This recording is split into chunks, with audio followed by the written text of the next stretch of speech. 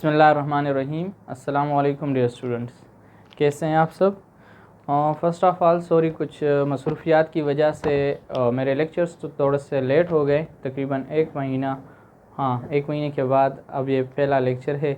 इससे पहले के लेक्चर में हमने न्यूक्लियस के बारे में बात की थी। आज हम न्यूक्लियस के बिल्कुल नाइबर या उसके हमसाया ऑर्गेनेली के बारे में बात करते हैं। उसका नाम क्या है? Endoplasmic reticulum. So first of all, endoplasmic reticulum 3 word से मिलकर बना हुआ है। Okay, so first one is endo. Endo का मतलब क्या है? इनसाइड। ठीक है, एंडो का मतलब क्या है? इनसाइड। प्लाज्मिक हम साइटोप्लाज्म को कहते हैं या फ्लूइड को कहते हैं। ठीक है, plasmic. Reticulum network like structure को कहते हैं। यानी आप नेटवर्क क्या होता है? यानी जाल तो आप जानते होंगे, यानी वॉलीबॉल का जो जाल बना हुआ होता है, ठीक है, जो थ्रेड लाइक स्ट्रक्चर से बना होता है। फर्स्ट ऑफ ऑल एक साइंटिस्ट था गार्नियर, उसने इसको नाम दिया था एर्गास्टोप्लाज्म का नाम दिया था। सबसे पहले इसका नाम क्या था? एर्गास्टोप्लाज्म था। उसके बाद केथ पोर्टर ने एंडोप्लाज्मिक रेटिकुलम का नाम इसे दिया 1945 में। किसमें? 1945 में। डिफिनीशन की साइड पे आते हैं। So it is a network of flattened fluid filled single membrane bounded sac like structure के साथ देखें, ये हमारे साथ न्यूक्लियस हो गया। न्यूक्लियस के साथ ही क्या कह रहे हैं कि it is a network of flattened. देखिए, ये फ्लेटेंट आपके साथ स्ट्रक्चर्स मौजूद हैं। फ्लूइड फील्ड, इसमें क्या मौजूद है? फ्लूइड से भरा हुआ है। सिंगल मेम्ब्रेनियस, इसके ऊपर जो मेम्ब्रेन है वो सिंगल मेम्ब्रेन है। सो यूकैरियोट का प्रॉपर्टी भी यही है। यूकैरियोट और प्रोकैरियोट में डिफरेंस भी हम इसी के करते हैं कि वो ऑर्गेनिज जिसमें मेम्ब्रेन बाउंडेड होती है उसे हम यूकैरियोटिक सेल्स कहते हैं। ठीक है, सो ये हमारे साथ कहाँ मौजूद है? यूकैरियोट में है, और इसका जो मेम्ब्रेन है वो सिंगल मेम्ब्रेन है। सेक लाइक स्ट्रक्चर आर प्रेजेंट। ठीक है, इसे हम एंडोप्लाज्मिक रेटिकुलम कहते हैं। एंडोप्लाज्मिक रेटिकुलम को हम पाइपलाइन ऑफ द सेल भी कहते हैं, circulatory system of the cell भी कहते हैं, endoskeleton system of the cell भी कहते हैं, membrane factory of the cell भी कहते हैं। ये 4 नेम इसके लिए यूज़ होते हैं। हम जब फंक्शन पे आएंगे तो आपको ये 4 नेम एक्सप्लेन हो जाएंगे कि हम किस वजह से इसको ये नाम देते हैं। Pipeline of cell, circulatory system of cell, endoskeleton system of cell, membrane factory of cell. अगर हम कंपोजिशन पे आए कि हमारे साथ एंडोप्लाज्मिक रेटिकुलम की कंपोजिशन किस चीज़ से हुई है, तो सबसे ज़्यादा इसमें लिपिड और प्रोटीन मौजूद होते हैं। स्ट्रक्चर पर आते हैं या उसकी जो मॉर्फोलॉजी पे आते हैं कि हमारे साथ स्ट्रक्चर क्या है, तो इसके स्ट्रक्चर के बेसिस पर इसे एक और नाम भी दिया जाता है, and this is called trimorphic organelle. Tri mean 3, morphic किसे कहते हैं? मॉर्फो फॉर्म या शेप को कहते हैं। ठीक है, सो इसके जो शेप है वो 3 चीज़ों पर मुश्तमिल है या 3 पार्ट्स पर मुश्तमिल है। वो 3 पार्ट्स क्या हैं? सिस्टर्नी है, ठीक है, सिंगुलर हम सिस्टर्ना कहते हैं, ट्यूब्यूल्स हैं एंड वेसिकल्स हैं। यहाँ पर आपके साथ जो फ्लैटेंट स्ट्रक्चर्स हैं, यानी जो प्लेट लाइक स्ट्रक्चर आपके साथ मौजूद है, इसे हम सिस्टर्नी कहते हैं। ठीक है, इस सारे को हम सिस्टर्नी कहते हैं। अगर सिंगुलर को लेंगे तो सिस्टर्ना कहेंगे। After that tubules are present there. ठीक है, तो ये आपके साथ क्या हैं? ट्यूब्यूल लाइक स्ट्रक्चर्स हैं, तो इसे हम ट्यूब्यूल्स कहते हैं या उसके और ट्यूब्यूलर फॉर्म भी कहते हैं। वेसिकल्स या वेजिक्यूलर जो बॉल लाइक स्ट्रक्चर होते हैं या स्पेरिकल स्ट्रक्चर्स मौजूद होते हैं, किसके साथ? रफ एंडोप्लाज्मिक रेटिकुलम या स्मूथ एंडोप्लाज्मिक रेटिकुलम के साथ अटैच होते हैं।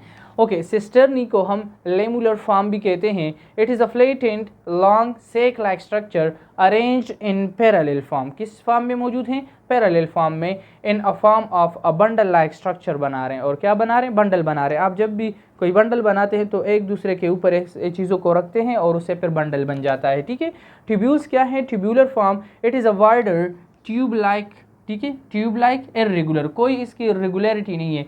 ऊपर हमने फ्लैटेंट की बात जो की तो उसमें रेगुलरिटी है कि हाँ पैरेलल स्ट्रक्चर्स मौजूद है, लेकिन इसमें कोई रेगुलरिटी नहीं है, इर्रेगुलर स्ट्रक्चर हैं। Branched structure near to plasma membrane, और कहाँ तक गए हैं? प्लाज्मा मेम्ब्रेन तक गए हुए हैं। इसकी जो नैनोमीटर या हम जो कहते हैं कि डायमीटर क्या है? 50 to 100 नैनोमीटर इसकी जो डायमीटर है। वेसिकल्स या वेजिक्यूलर, इट इज़ अ स्पेरिकल और ओवल इन शेप, या स्पेरिकल हो सकते हैं या ओवल यानी अंडे की शेप में हो सकते हैं। इसकी जो डायमीटर है 25 to 100 नैनोमीटर है। चलिए स्ट्रक्चर के ऊपर थोड़ा सा बात करते हैं। स्ट्रक्चर में हम कहते हैं कि हमारे साथ क्या मौजूद है? न्यूक्लियस मौजूद है। इससे पहले की लेक्चर हम न्यूक्लियस पे डिटेल में पढ़ चुके हैं कि न्यूक्लियस किस तरह होता है, ठीक है, या न्यूक्लियस होता क्या है। न्यूक्लियस का जो आउटर लेयर है उसे हम क्या कहते हैं, या आउटर मेम्ब्रेन है उसे न्यूक्लियर एनवेलप कहते हैं या न्यूक्लियर मेम्ब्रेन भी कहते हैं। आफ्टर दैट न्यूक्लियस के अंदर न्यूक्लियोप्लाज्म होता है, या हम कहते हैं कि न्यूक्लियोलस होता है, न्यूक्लियोलस के अंदर न्यूक्लियोप्लाज्म मौजूद होता है, उस पर हम नहीं जाते, उसके लिए आपको न्यूक्लियस स्टडी करना होगा, इससे पहले के लेक्चर आप देख लें।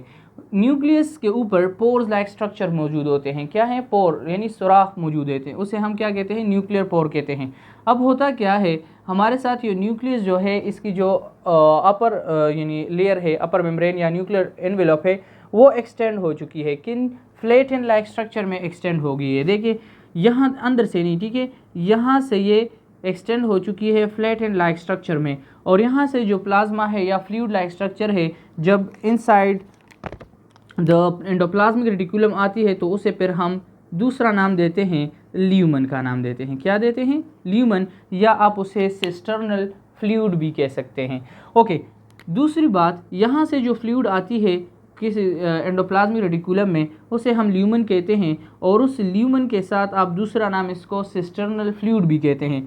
यहाँ पर आपके साथ जो सिस्टर्नी है, ठीक है, या सिस्टर्नी के दरमियान जो स्पेस है, इस स्पेस को हम सिस्टर्नल स्पेस कहते हैं। क्या कहते हैं? सिस्टर्नल स्पेस कहते हैं, ठीक है। अब यही एंडोप्लाज्मिक रेटिकुलम आगे एक्सटेंड होता है किस चीज़ में? ट्यूब्यूल लाइक स्ट्रक्चर्स में। किस चीज़ में? ट्यूब लाइक स्ट्रक्चर्स में। और ट्यूब लाइक स्ट्रक्चर के साथ ही वेजिकल यानी स्पेरिकल स्ट्रक्चर्स बन जाते हैं, जिसे हम वेजिकल्स कहते हैं। वो ट्यूब्यूल लाइक स्ट्रक्चर्स को हम ट्यूब्यूल्स कहते हैं। अब यहाँ पर जो फ्लैटेन लाइक स्ट्रक्चर्स हैं यानी सिस्टर्नी हैं, उसके ऊपर राइबोसोम्स अटैच हो जाते हैं। क्या हो जाते हैं? राइबोसोम्स अटैच हो जाते हैं। And after that it is called rough endoplasmic reticulum. जब एंडोप्लाज्मिक रेटिकुलम पर राइबोसोम्स अटैच होते हैं, ठीक है, अब अटैचमेंट किस तरह से होती है? जो मेम्ब्रेन होती है उस पर राइबोफोरिन के ज़रिए से राइबोसोम्स अटैच होती हैं, ठीक है, उसके ऊपर। Then this endoplasmic reticulum is called rough endoplasmic reticulum. और यहाँ पर ये ट्यूब लाइक स्ट्रक्चर जो है, इस पर कोई राइबोसोम नहीं होता, so that's why they are called smooth endoplasmic reticulum. अब जो राइबोसोम होती हैं, इसके बाद जो हमारा लेक्चर आएगा तो वो ग्रेन्यूल लाइक स्ट्रक्चर्स हैं। क्या है? ग्रेन्यूल लाइक स्ट्रक्चर्स हैं या पार्टिकल्स हैं। अब देखें, आप अगर बोर्ड को देख लें तो ये सॉफ्ट है, ठीक है, या स्मूथ है। अगर आप इस पर कोई इस तरह से कोई डॉट्स वगैरह लगा लेते हैं, लेकिन वो मार्कर वाले डॉट्स नहीं, ठीक है, कोई ऐसा बैरूनी चीज़ लगा लेते हैं इस तरह से, तो वो आपको रफ़ दिखेगा फिर। और जब ये रफ़ दिखेगा, सो that's why you can call it rough board, ठीक है। इसी तरह ये जो राइबोसोम इस पर अटैच हो जाते हैं, तो राइबोसोम ग्रेन्यूल लाइक स्ट्रक्चर है इसकी, so that's why they are called rough endoplasmic reticulum. यहाँ पर ट्यूब्यूल्स पर नहीं है, ठीक है, so they are called smooth endoplasmic reticulum.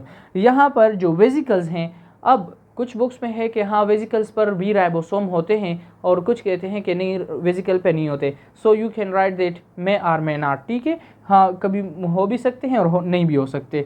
Okay, after that rough endoplasmic reticulum. Rough endoplasmic reticulum को हम ग्रेनुलर एंडोप्लाज्मिक रेटिकुलम भी कहते हैं, ग्रेनुलर एंडोप्लाज्मिक रेटिकुलम भी कहते हैं। और ये रिस्पॉन्सिबल किस चीज़ के लिए होता है? Protein synthesis. दैट्स मीन कि एंडोप्लाज्मिक रेटिकुलम की जो एबंडेंस है वो उन सेल में ज़्यादा होगी जहाँ पर प्रोटीन सिंथेसिस ज़्यादा होगी, यानी जहाँ पर प्रोटीन सिंथेसिस की